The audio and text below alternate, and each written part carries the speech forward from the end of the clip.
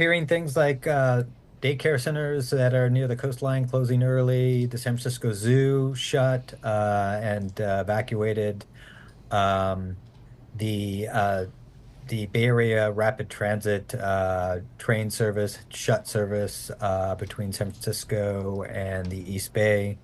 Um, we are getting some reports from closer to the earthquake. One of our reporters spoke to the city manager of Eureka, and they are getting some limited reports of damage, but it's still early. And a lot of times when these big events occur, it takes a little while to sort of figure out kind of what kind of damage has happened.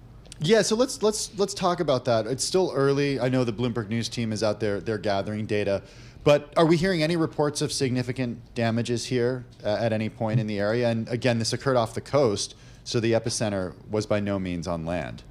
That's right. The epicenter was about 62 miles off the coastline. We are not at this point getting any reports of severe damage. That doesn't necessarily mean that hasn't occurred, but at this point we're not getting those reports. The earthquake did strike off the coastline of a fairly sort of remote, not a densely populated part of the state. So. So it's also possible that we're just not getting a lot of reports back because it's just not an area where we have a lot of resources, but we'll see as the day continues. So far, so good on that account, though. It's interesting too because a 7.0 quake is actually larger than the one that shook San Francisco on October 17th, 1989, and that is when a magnitude 6.9 earthquake knocked out all power and killed 63 people throughout the region. But especially since this was off the coast, maybe a little bit of different with the tectonic plates and how they were moving for this situation and why it would not potentially be as devastating as what it would have been in history. So what's next in these types of situations since you're familiar being out there and what typically happens here?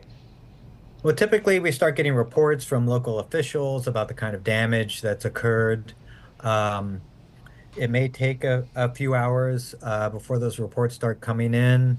Um, the other thing is who are in harm's way are trying to make sure their friends and family are safe.